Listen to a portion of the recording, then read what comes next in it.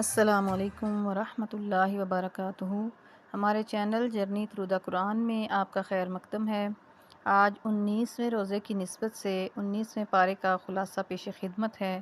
19واں پارہ وقال الذین، اس پارے میں 3 حصے ہیں۔ سورہ فرقان کا بقیہ حصہ، نمبر 2 سورہ شعراء مکمل اور سورہ نمل کا ابتدائی حصہ۔ سورہ فرقان کے بقیہ حصے میں 4 باتیں ہیں۔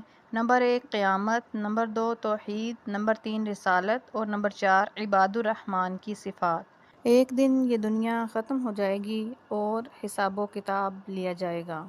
نمبر 2 توحید، آسمان زمین اور رات دن کا خالق اللہ تعالیٰ ہی ہے۔ نمبر 3 رسالت، یہ کہ نبی پاک صلی اللہ علیہ وآلہ وسلم کو بشیر اور نذیر بنا کر بھیجا گیا۔ عباد الرحمن کی صفات میں ہمیں اپنی شخصیت کو بھی جانچنے کی ضرورت ہے۔ عباد الرحمن یعنی اللہ کے بندے وہ ہیں جو عاجزی سے چلتے ہیں، جاہلوں سے اعراض برتتے ہیں، راتوں کو عبادت کرتے ہیں، جہنم کے عذاب سے پناہ مانگتے ہیں، خرچ میں اعتدال کرتے ہیں، نہ فضول خرچی نہ بخل، شرک سے اجتناب کرتے ہیں اور قتل ناحق سے بچتے ہیں، بدکاری سے پرہیز کرتے ہیں، جھوٹی گواہی سے احتراز کرتے ہیں، بری مجالس سے پہلو تہی کرتے ہیں، کتاب اللہ سے متاثر ہوتے ہیں، نیک بیوی نیک بچوں کی دعا کرتے ہیں اور یہ دعا کہ یا اللہ ہمیں امام بنا۔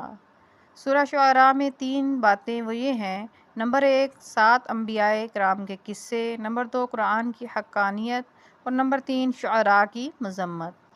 7 انبیاء کرام حضرت موسیٰ علیہ السلام، حضرت ابراہیم علیہ السلام، حضرت نوح علیہ السلام، حضرت ہود علیہ السلام، حضرت صالح علیہ السلام، حضرت لوط علیہ السلام اور حضرت شعیب علیہ السلام کا تذکرہ ملتا ہے۔ قرآن کی حقانیت میں یہ بتایا گیا کہ رب العالمین نے اس کو اتارا ہے اور حضرت جبرائیل علیہ السلام کے وسیلے سے نبی پاک صلی اللہ علیہ وآلہ وسلم کے قلب اطہر پر اس کو نازل فرمایا، فقط اس لیے کہ لوگوں کو ڈرانے اور متنبہ کرنے کے لیے واضح عربی زبان میں اتارا گیا۔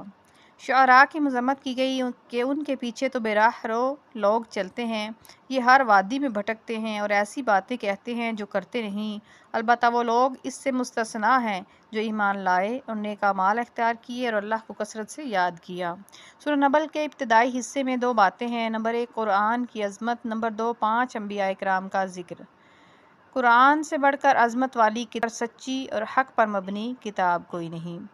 5 انبیاء کرام کا ذکر ملتا ہے کہ حضرت موسیٰ علیہ السلام، حضرت داؤد علیہ السلام، حضرت سلیمان علیہ السلام، حضرت صالح علیہ السلام، حضرت لوط علیہ السلام، اور بالخصوص سورہ نمل میں واقعہ نمل یعنی چونٹی والا واقعہ، واقعہ ہدہد اور واقعہ ملکہ سبا کا ذکر ملتا ہے۔ ان واقعات کا انشاءاللہ تفصیلی جائزہ الگ ویڈیوز میں لیا جائے گا۔ یہاں پہ پارہ نمبر 19 کا خلاصہ مکمل ہوا۔ پارہ نمبر 20 کے خلاصہ کے ساتھ ملاقات ہوگی۔ اپنا خیال رکھیے اور اپنے اس چینل کا بھی۔ والسلام علیکم ورحمۃ اللہ وبرکاتہ۔